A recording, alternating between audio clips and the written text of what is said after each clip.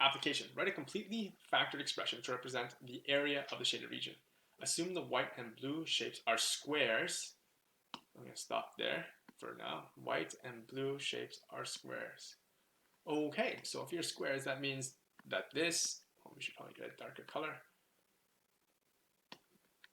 Let's get thicker. Maybe thicker. So this and this and this and this are all equal lengths.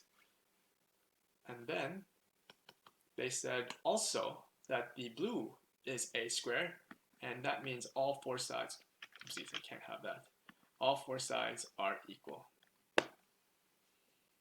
And now they're telling us that the width is x plus 1 and 2x plus 4 respectively.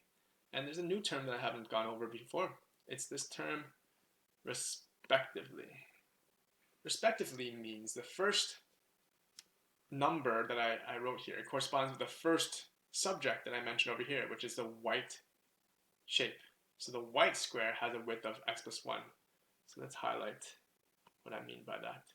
So this is the first shape that I mentioned, and that corresponds with the first number I mentioned. That's what respectively means. So the white has a width of x plus 1. So this is going to be x, actually I'm going to write down inside so it's a little bit more clear. X plus 1 is this width here. And over here, the second number they mentioned corresponds with the second subject I mentioned, which is the blue shape. So let me try to get a different color here. This is going to be blue, corresponds with the second thing here. Whoopsies. So I want black. So the width of this is going to be 2x plus 4. All right, let me reread the question. Write a completely factored expression to represent the area. So area of the shaded region. So they want the area of the blue. So to find the area of the blue, we take the area of the big square minus the area of the white square. So let's make that formula first. Area of shade is equal to area of big square minus the area of small square. All right, and so those are squares, sorry. And the formula for area of big square is length squared minus length of big squared, length of the small square squared. And now, right, that's what the area of a square is. You multiply the length times length. Length times length is length squared. And that's the same thing for the small square. Okay? So, what is the length of the big square? The length of the big square is 2x plus 4. 2x plus 4 all squared. What's the length of the small squared? Well, instead of L, I can replace it with actual length, which is going to be x plus 1 all squared.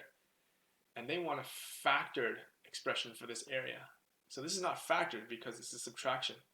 And I don't know if you guys recognize this, but this is considered a difference of two perfect squares. It's very similar to the example that we did up here. If I can, you see how this is a difference of two perfect squares? Even though they're in brackets, same thing. Okay, so let's get out those big square brackets. So this becomes 2x plus 4. Square root of this is just 2x plus 4. And I can write that out twice. And again, 2x plus 4 times 2x plus 4 will give us 2x plus 4 all squared. Square root of x plus 1 all squared will be just x plus 1 and x plus 1. And because it's a difference of squares, one is going to be plus and one's going to be minus. And now what we can do is we can simplify each of these big square brackets here. So 2x plus x is going to give us 3x. And 4 plus 1 will be 5. This one I can't simplify right away. I have to distribute that negative 1 over there or subtract everything on the inside first. So I'm going to let this relax as 2x plus 4. Subtract everything inside, so it'll be minus x minus 1. And I'm going to let this first binomial relax because there's nothing else I can do with that. 2x minus x will be x, 4 minus 1 will be 3, and this is the fully factored expression that represents the area of the shaded region. Okay, so if there's any questions, please email me or talk to me on Google Chat. Good luck, guys.